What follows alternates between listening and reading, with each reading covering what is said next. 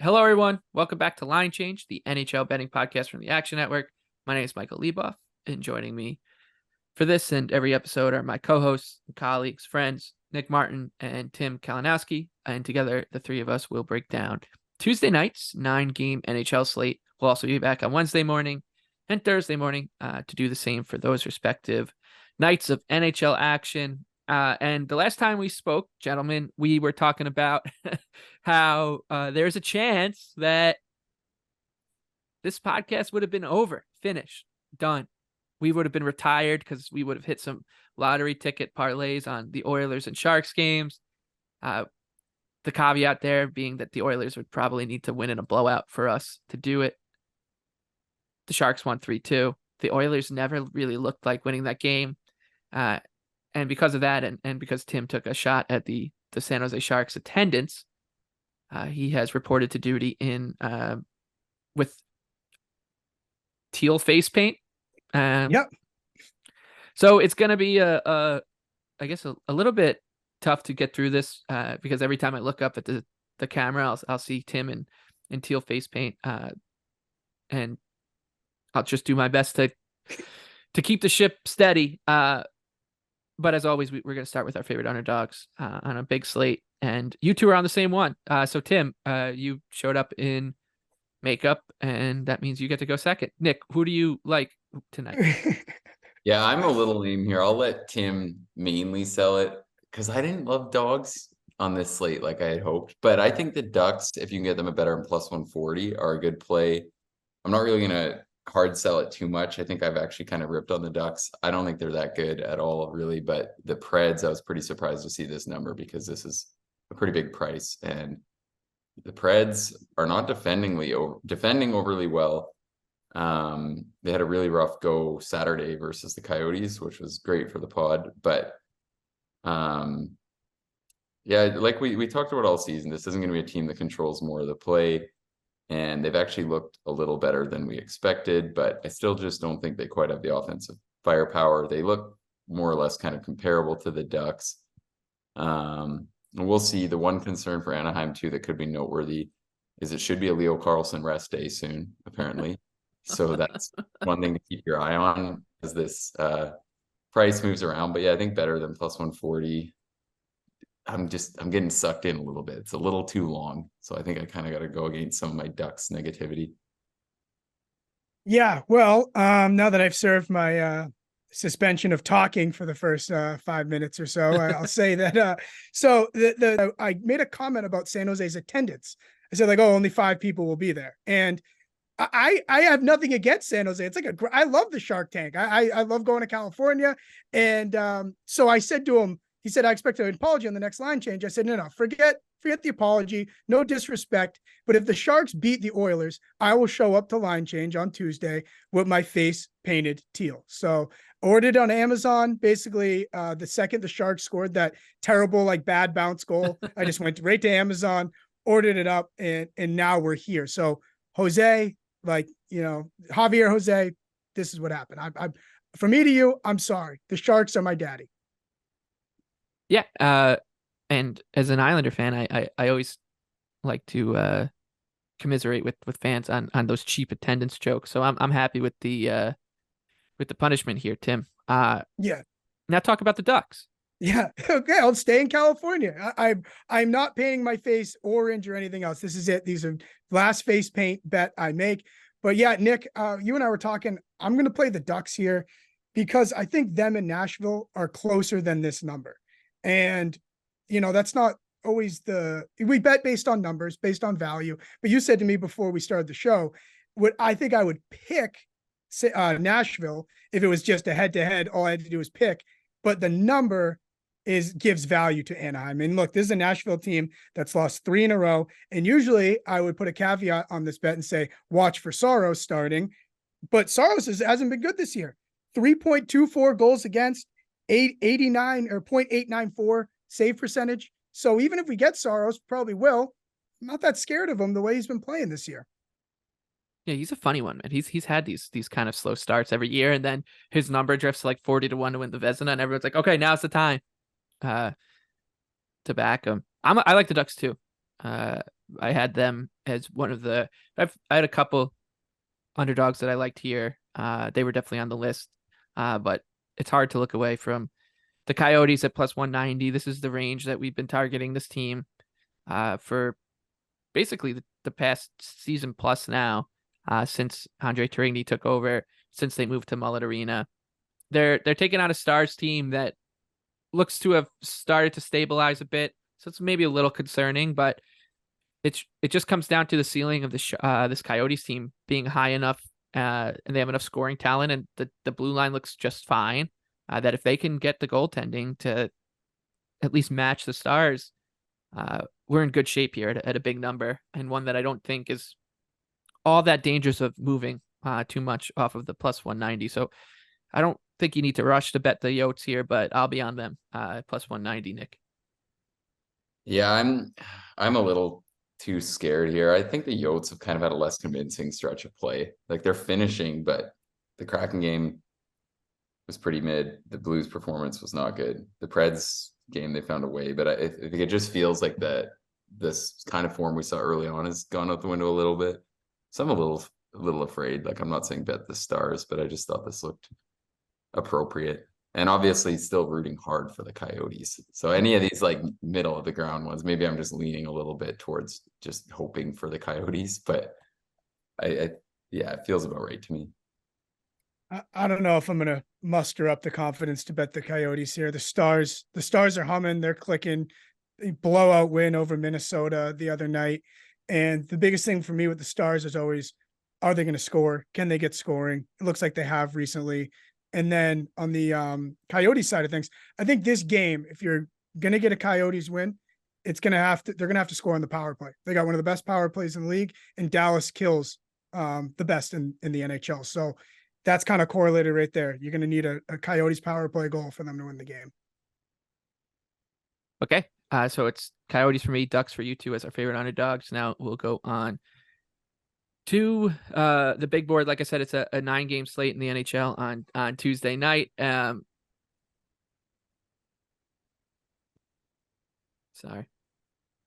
I'll just start over. 5, 4, 3, 2. Okay, so it's the Coyotes for me as my favorite underdog, Ducks for you two. And now on to the rest of the 9-game slate on Tuesday night. We'll start with a fun one, I think, between the Bruins and Sabres. Boston is doing its thing. Wonky performance against the Habs on Saturday night.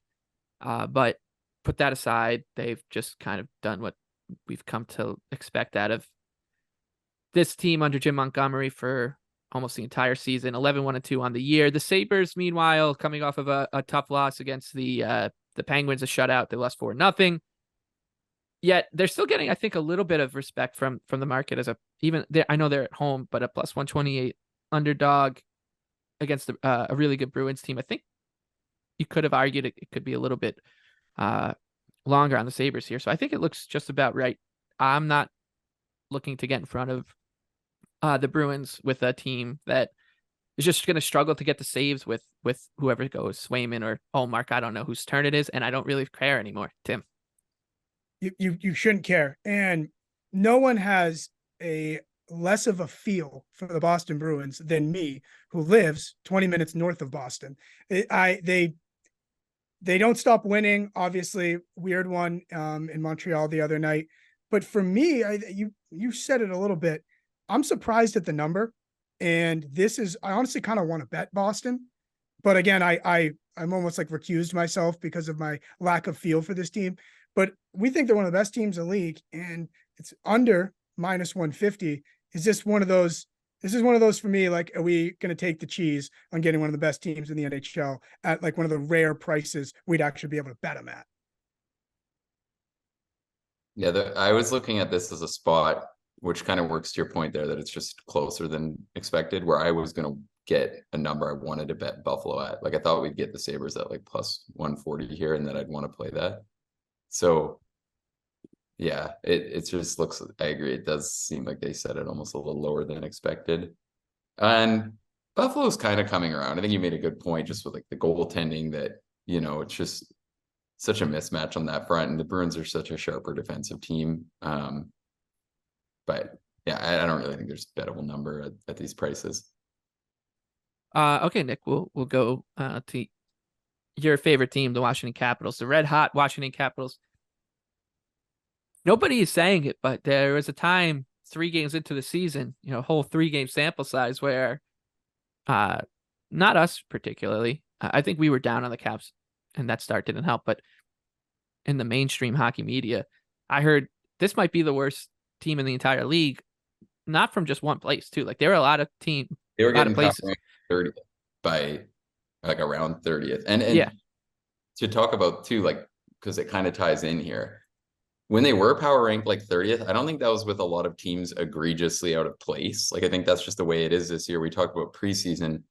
Each conference only has like 2 or 3 teams that look like locks to be like contenders and playoff teams, which is awesome. Like the competition for the wild card spots is insane. In the East, if you look, it's like Columbus is the only team right now that I'm looking at, and I'm like, this team is dead, which is good.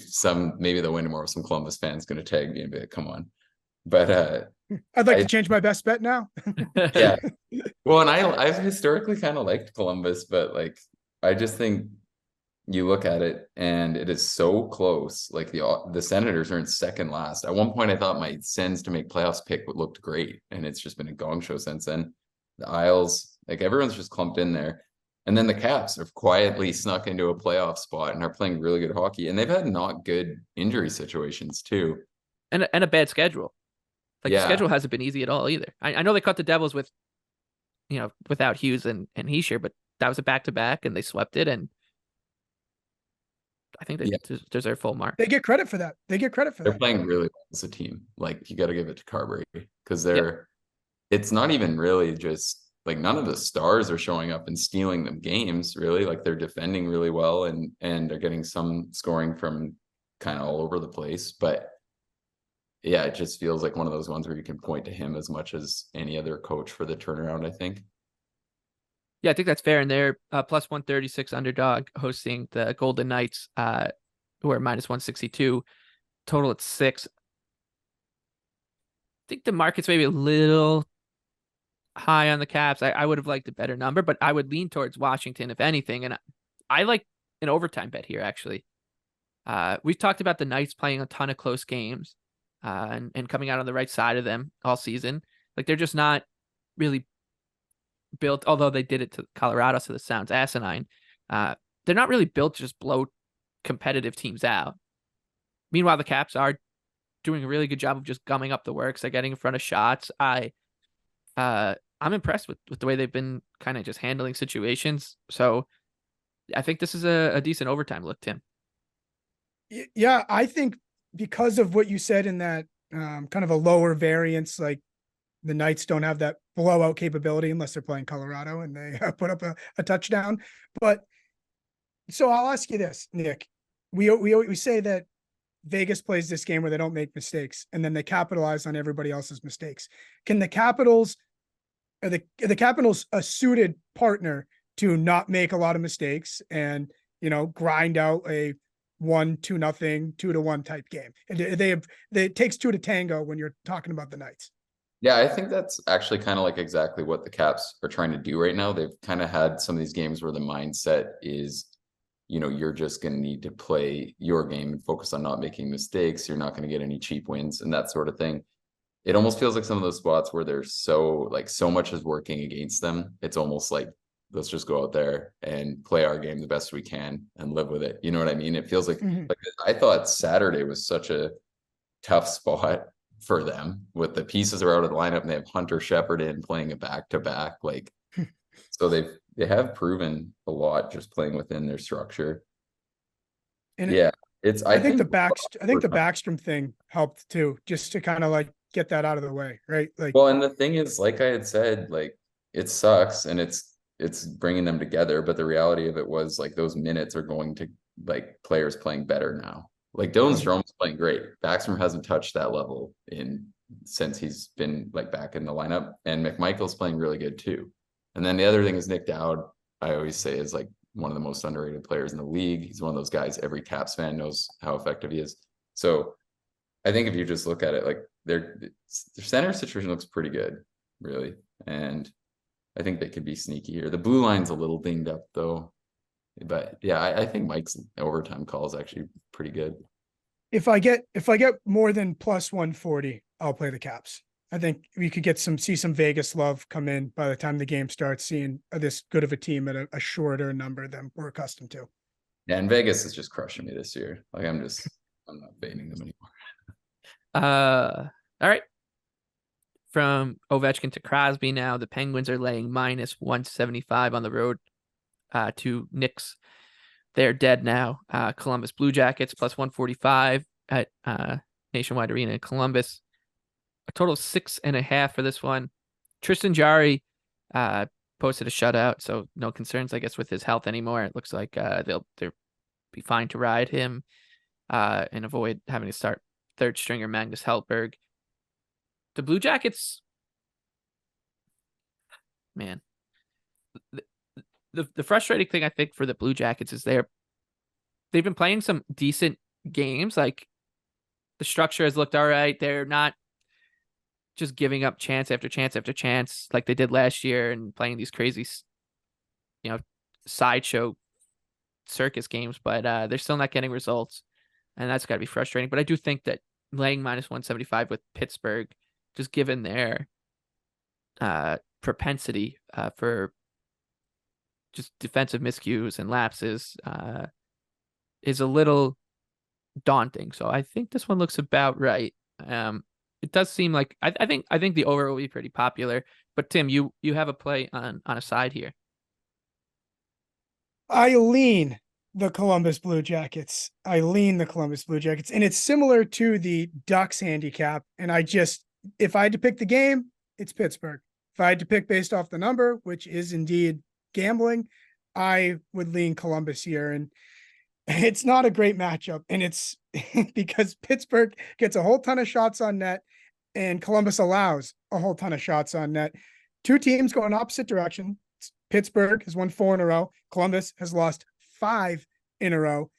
I guess my question to the panel to get me to lean all the way to a press play on Columbus is this a price good enough for buy low, sell high?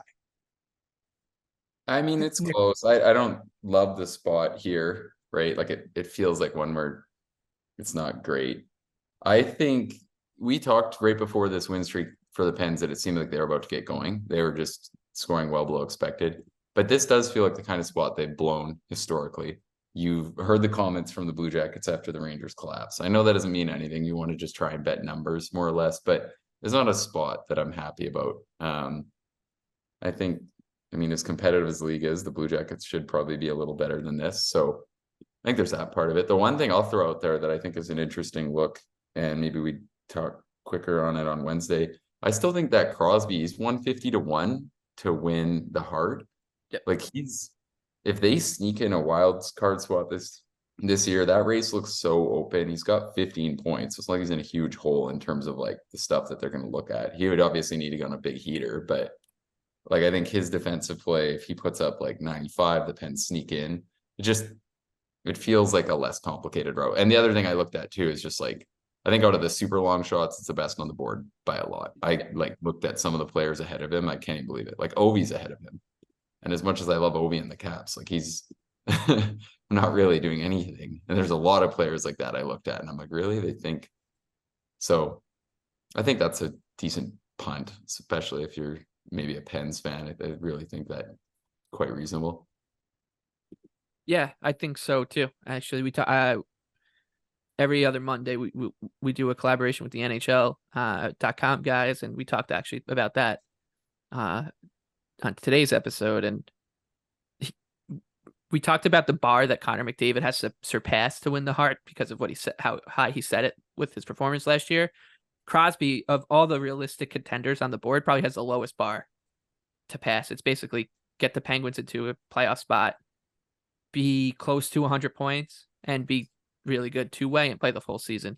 And enough media members out there will make the case for Sidney Crosby because of his status as a base. He's going to be on a stamp someday in Canada, right? Like, has he already been? Maybe. I have no idea, but I think that's a good point and one to keep bringing up as long as he's still up there in prices. All right, well, let's move on to the Devils and Jets. I actually like the Jets here as a short home favorite. They're minus 125. Devils traveling at plus 105 and total 6.5. I like the Devils at full strength are an elite team. They were one of the favorites to win the Stanley Cup. Deservingly so. They were one of the favorites to win the President's Trophy, deservingly so. But without Hischier and Hughes, they're not that far off from the Winnipeg Jets, who are playing some good stuff. So when you adjust for home ice advantage here, you move this line 20 cents, and you get the Devils without Hughes and Hischier as a minus 115 favorite on neutral ice, and then you consider the goaltending disparity as long as we get Hellebuck. I don't know. You could start to really make a case for the Jets as a favorite here. So I'm going to be on Winnipeg, Nick. Yeah, I fully agree. I think the Jets have looked really, really solid. They've played really good team hockey. They look like, I mean, their biggest flaw has been middling goaltending, really, which is like, you'd think at some point their goaltenders will course correct a little bit. So I fully agree. And you made the Hughes and Hischier point. I think people are being a little hard on the Devils. Like, even before those two went down, they didn't look entirely crisp, right? Like, we kind of talked about it. They were stealing some wins with their offense. The goaltending wasn't going so well. So they haven't exactly looked like maybe myself and some of these people thought they would before the season got going. But the Hughes Hischier thing is such a valid excuse. Like, you could look at so many different teams. If you pick the exact two worst guys to go down, like, this is how they're going to perform more or less, especially at the exact same position where it's just harder to fill out those minutes. So I fully agree. I think this is a pretty good number to bet on the Jets, and it sucks for the Devils right now. It sounds like those two are close, so hopefully they'll get back and they'll sort it out soon. But yeah, I like this play for sure. As of Monday, neither practiced. So, I mean, they could be getting closer, but still not encouraging enough that there's a chance. So it's I don't like that at all. Look, you're playing a Jets team that's stingy. They're solid. I mean, they've been fine goaltending, right? Hellebuck's been not Hellebuck's standard, right, this year. But look, the Devils have to score their way out of problems. And I don't know if they're going to score their way out of problems against a Jets team that doesn't make a lot of mistakes. So I think, Leboff, I think you're bang on it as a small favorite. Probably go Jets up to minus 130 on my end. That's what I would say.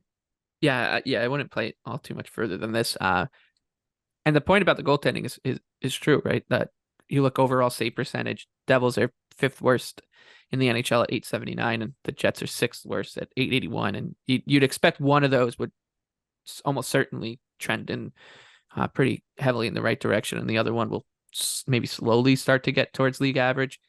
And the other thing, the Devils, they're clicking at such a good rate on the power play, but when you lose Hughes and Hischier, that dings that too. So a step back there wouldn't be all that surprising. Yeah, and I was just gonna say, I think to talk about the Jets point too, like, we're not just picking on the save percentage. I think they've defended fairly well. Like, I don't think it's just looking at the numbers and saying Hellebuck hasn't been himself. And then, yeah, the Devils just take, like, even Hughes, I think, is actually pretty well better than average defensive center now, especially with how you're just going to use him until play in the right direction. And then obviously Hischier is everywhere for them. I thought he was going to win the Selke for us this year. And, you know, the one thing we're worried about was the health, and right away he gets hurt. So it sucks. But yeah, I think the Jets are a good play here, and I think it's kind of interesting to talk about the Devils. All right, one more game before we get to our best bets, and that is Tim, your team, the San Jose Sharks, is a plus 185 home underdog, hosting Florida, the Panthers, minus 220. Total is 6.5. Florida, caps off to the Cats, I guess, for the way they've been going, despite injury issues out of the gate. They are currently sitting at 9-4-1 with a +4 goal difference, and so they're 7th best in the NHL in terms of overall points percentage. I think that's a lot better than us and basically everybody thought. So kudos to the Panthers. That said, I'm just not going to lay it here. These Sharks numbers need to get so much higher for me to be interested in, and I don't think that Florida.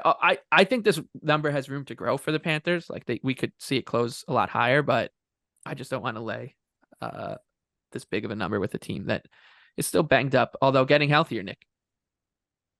Yeah, I agree. I think the Panthers, I mean, we've done pretty good to pivot off our point about them earlier in the year because I think their play's been pretty eye-catching. And they're about to get those D back too, which is enticing. But I don't love this spot. And the other thing that's kind of scary is like obviously we all got crushed on that Sharks Oil game not getting not going the way we expected. But then like the Sharks didn't even play, right? Like they didn't forecheck. They just couldn't have played more timid hockey and just they did exactly what they had to do. But now I'm just like how are they going to play this? Is it going to be the same kind of thing? Like it felt like a bit of that was kind of like the spot, like that was like the Sharks Mega Bowl, and David Quinn actually seemed to shake up the strategy a little bit and be pretty much as prepared as he could possibly be to hide their flaws. And now it's just that whole experience has me just a little scared off the Sharks here, but they made sure to follow it up with 2 horrible performances on the weekend and get right back to that Shark standard that we know and love. So yeah, I agree. And that scares me too, where like this might normally be a spot where you're probably going to want to, people might be thinking hammer the Panthers props. I don't think that's the worst idea, but it's just like if the numbers are going to be moved and the Sharks are going to go into playing this insanely low event style that they did the last time they were a huge underdog at home, then that scares me a little bit. I'm not touching it. You think I'm touching this? You think I'm playing with this at all? No, I'm not going near this. Want nothing to do with it. The point, we're back to after we, broke all of our rules and hammered the Oilers, and as a podcast that loves underdogs, I think we're back to the spot of you can't bet the Sharks unless we're getting way bigger numbers than this. Way bigger. This is too much respect. As I quietly say that with my face painted deal. This is too much respect for that Sharks team. And Panthers, they deserve a ton of credit. I was going to make one more point about the Sharks, but I forgot what I was going to say. I think it was something along the lines of, oh yeah, in that Oilers game, they finally got some bounces. It's like, well, they finally got some bounces as a team. Like they create their own luck. Like when you're not playing in the offensive zone at all, you can't really say, oh, they don't really get a lot of bounces. So yeah, Sharks, you're my daddy, and the Panthers, they're damn good. I love the Panthers. They've completely, I've done a 180 on them. I thought they'd start the year a lot slower than they have. Props to them. Yeah, you're not alone in either of those thoughts. I heard other people say, man, it was nice to see the Sharks finally get a bounce. Yeah. Well, yeah, for sure. I mean, some of those games early on in the game, it was like the first 2, and their goalies suck, granted, but like the first 2 decent chances would just go in and they wouldn't bury any of their early chances. Like we talked about even that Canucks game, the first minutes, the Sharks could have been up, and then it was like 4-0 a little bit later. So it's kind of the polar opposite of that. And then I think it helped them play the way they needed to versus the Oilers. We have all watched, seen, played in a hockey game that unfolded exactly the way that Oilers Sharks game did, in terms of like ice tilted, and then you have a bad goalie, and there the second the Sharks are going down the other end, you're holding your breath. You're like, why am I holding my breath? The San Jose Sharks. One stat I just want to bring up before we move on to our best bets is the New York Islanders are 31st in the NHL in 5-on-5 shooting percentage at 6.5. The Sharks are obviously the worst team at 3.9. I don't know how much further it's going to move up. I remembered what I was going to say too. I am not betting this game too because I need my life back. I've stayed up way too late watching the Sharks every single night. We've had some sort of action on them every night. I'm going to bed at 2:30, and I need my life back. I need my sanity back. I need a break from the San Jose Sharks. Once this watches off, I'm washing them out of my life for at least a week. Okay, let's get standard zone, Tim. Yeah. You live in the best hockey time zone, that's for sure. One that's conducive to both watching the Sharks and the Blue Jackets. All right, best bets now. We'll start with the Flames and Habs. Calgary laying -155 on the road. Montreal +130. The over-under here is 6.5. Nick, I would say you probably spent more time dissecting Montreal's legitimate issues, maybe than any other team on this podcast. So no surprise to see where you're going here. Yeah, I mean, this is just, it sucks because I feel like Montreal thrives in winning the games that the way this is going to look. But I think Calgary, like this just sets up, and they've been playing really well too. I talked about it before. They had a tough spot versus Ottawa that I still thought could have gone a lot better, as we always think with Calgary. But like if you look at their last 6 games or so, they're completely tilting the ice. And I don't think it's just been classic Flames, whatever, where we're complaining that they can't finish. That's still happening some. I think that's going to happen always. But it feels like they are playing, like they're finding it defensively. They're playing much better. They're generating chances at a high level. I think they're going to completely cave in the Habs here. The Habs have had that going on with everyone. I was hoping for a better number, given that Montreal's 7-6-2 and the Flames are 4-8-2. But I still think anything better than -160 is a play. And then this is another one. I think this is going to be a smash spot for Jake Allen or Sam Montembeault saves, because it'll probably be 30.5. I think they'll probably fly by that. Like the Flames are so money on that prop. It just feels like they don't let down. They always, like, they just keep pouring pucks at the net, and they have their strengths. I still love the blue line. I was laughing when I read Zadorov's agent say that he was the best player on the blue line. I think he's the 5th best player, which is the minutes he's getting. So that situation's interesting and a little ugly, but I still like Calgary. Like I think that blue line is going to let them tilt the ice in the right direction. They don't really have any stars going, but I look at this. I think it's a great spot to try to pay off the Flames. It just sucks because it's one of those ones where odds makers kind of knew, like they know the way the processes have looked between these two teams, and that's obviously reflected with the price. So hopefully Calgary's number, people can get a little better tomorrow morning, but I also just think sharper money kind of knows how it's going between these teams, and the price is already worsened on Calgary, which also doesn't surprise me. I think it's just a great spot to get on them, even if the records don't suggest it. Yeah, props to the, oh, my bad, Leboff. No, you can go. I was gonna say props to the odds makers for watching a whole lot of Flames and Canadians. Yeah, good for them. Well, and they have loved the Flames all year. Yeah, too, right? It's a good point, right? And even last year, like how much steam came in on Calgary from game 1 to 82 last year, and that it's happening again this year. I was a whole lot of that. Not necessarily steam, but I was a whole lot of that love for sure. So we're waiting. It was. And I was ready to say this was a smash spot. Like if it was -130, I thought it might be. I had texted you guys on the weekend and said I think Calgary's gonna be such a good bet on Tuesday.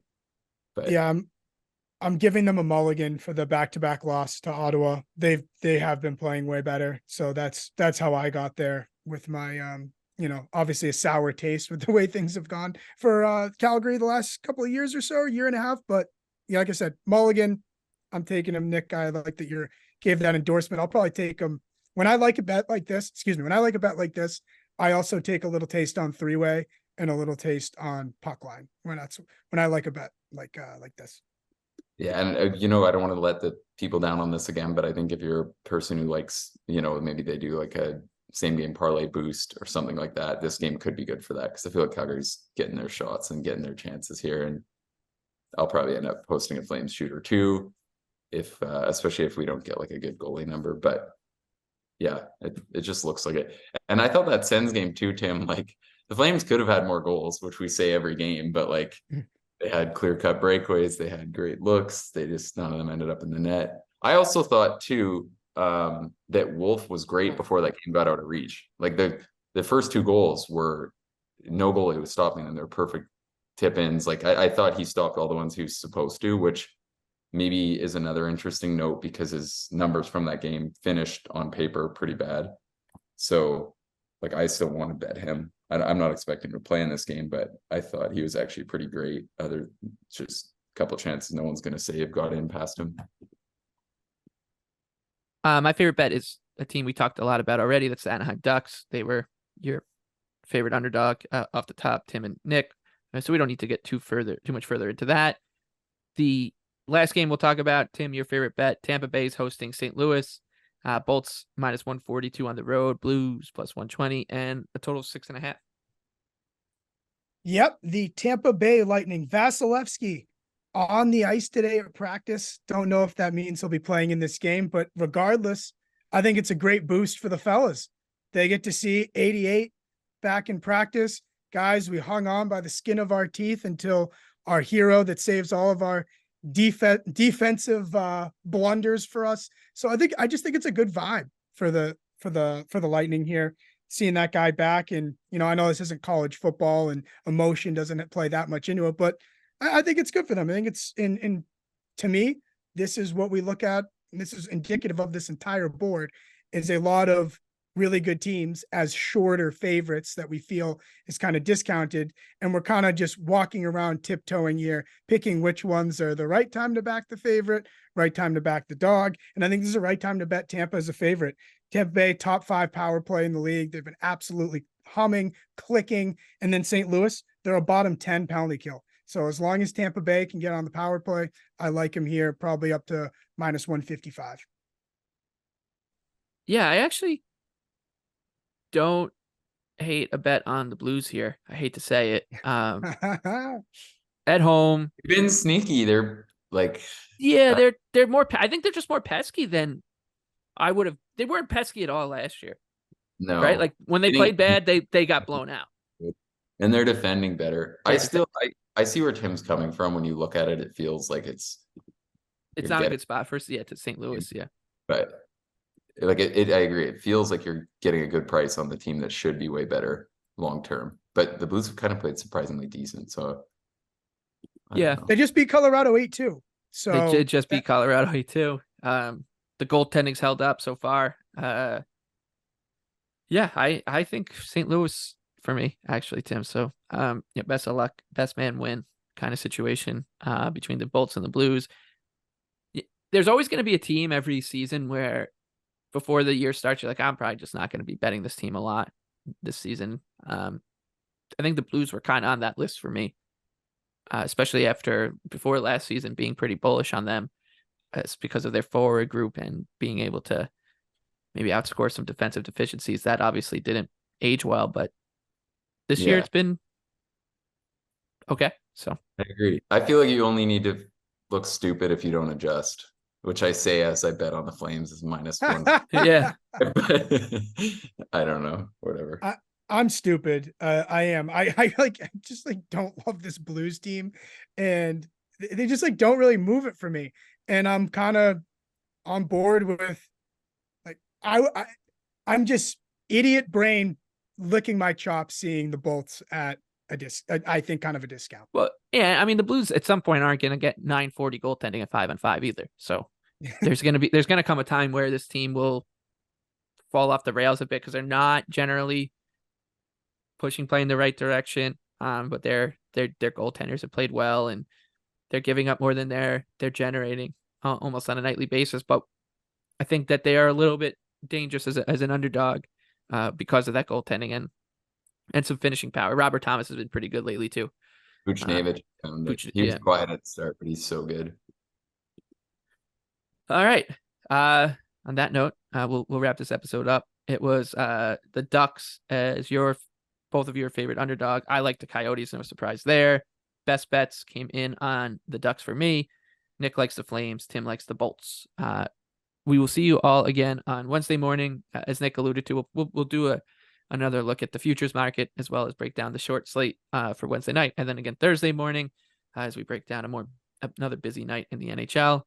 For Tim Kalinowski and Nick Martin, I'm Michael Lieboff. Thank you again for listening to Line Change.